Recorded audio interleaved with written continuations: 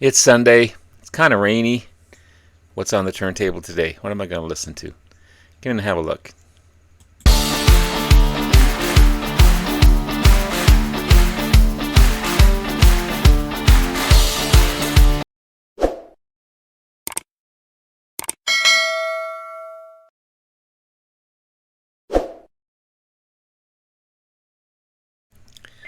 Good morning, everyone. It's Robert from My Turntable. Hope you have a great morning this morning. It is Sunday morning.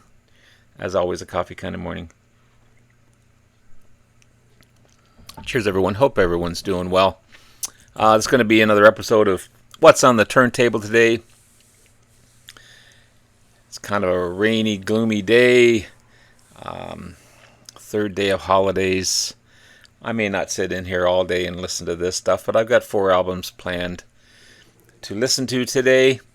Before I start playing, I've been purging my collection over the weekend, as I do every 6 months or so. Really, truly deciding what I want to keep and what I don't want to have in my collection. Part of that new life change is coming up in the fall. Some of you may not know I'm going part-time, which means a different lifestyle, a different attitude, less cash coming in. But also, my shelves are so full right now, I have to do some purging. So I'm really, truly going through each letter in the alphabet, and truly deciding what I want to keep and what I don't want to keep. So 2 parts to this. A, to make more room on my shelves, and B, most importantly, to keep quality over quantity. I've got so much that just, when I first really started collecting, I was just picking up anything and everything, and then it just sits there. You don't listen to it. So I've made it up to the H's. I'll do some of the H's today. And again, taking my time going through each album and really, truly deciding whether I want to keep it or not. I'll see what I get for the better ones. I plan on heading to another city to go do some digging the first of the week. So I'll see what I get for those. The other ones I'll just bring to a local thrift shop because they're not worth much. You know, the covers aren't that great, and so I feel good about it. But as a result of doing that, I've rediscovered some great albums, apart from the regular classic rock stuff that I listen to, that I don't necessarily listen to today. And that's the exercise of this. What's on the turntable today is to revisit some albums that I haven't played in a long time. So this is The Flock, great Chicago-based jazz rock band. Only released 2 albums on Columbia in 1969, The Flock, this one here, and in 1970, Dinosaur Swamps. I haven't seen that one in the wild anywhere. This one's on the Columbia label, as I said. Known for the great fiddle player, or violin player. I shouldn't call him fiddle. That's more country rock, isn't it? Violinist Jerry Goodman, who went on to become part of the Mahavishnu Orchestra, and also he became a solo artist as well. Quite unique over the rest of the jazz rock bands, instrumental type bands like Chicago and what's the other one here? Blood, Sweat, and Tears. This is more progressive rock than Chicago and Blood, Sweat, and Tears, and also jazz fusion. I'm really looking forward to this one. This is again 1969's debut. It was influenced by Miles Davis's Bitches Brew, who one of the members in the band was in on the sessions, but he wasn't part of the album.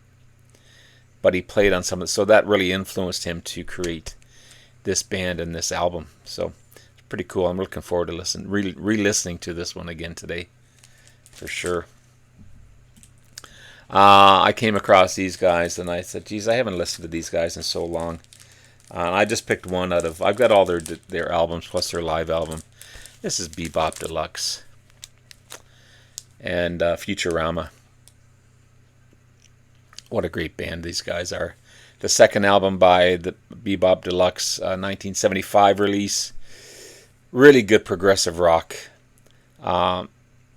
It's the brilliance of Bill Nelson's playing, his writing. He's right up there with other great guitar players. Wow, this is a remarkable album. All their albums, a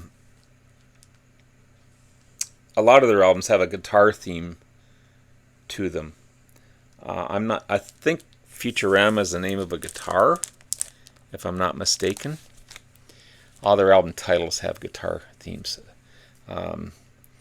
So this is kind of a cool album to listen to. You wouldn't know it by the cover, but I think Futurama is the name of a guitar, if I'm not mistaken. But really looking forward to listening to these guys again. Came across this one when I was doing the Seas. The Church and Starfish. What a great album. This is on the Arista label. Australian rock band from Sydney, formed in 1980. Alternative rock, new wave, post-punk, some pop going on. This is their fifth studio album, Starfish. Kind of their breakthrough album. 1988 release. This album went gold in America, and again their most commercially successful album, Under the Milky Way, was their first single that really charted. Awesome stuff, really good stuff. And finally, Carmine Appice, the great rock drummer. He's been in Vanilla Fudge, Cactus. He's played with Beck, Bogart, and Appice, the great power trio. I've got a couple of their stuff. He's played with Rod Stewart, King Cobra, Blue Murder. He's the older brother of Vinny Appice, the great rock and metal drummer who worked with Dio and Black Sabbath and Heaven and Hell. Carmine Appice was inducted in the Classic Drummer Hall of Fame in 2014 and Modern Drummer Hall of Fame in 2014 as well. Also a bass player. This is his solo album, The Rockers, or Rockers. There he is there. Yeah, have you heard Keep On Rollin', Paint It Black, Blue Cafe, Sweet Senorita, Drum City Rocker, Hollywood Heartbeat, Be My Baby, Am I Losing You, Drums, Drums, Drums. Yeah. Carmine Appice.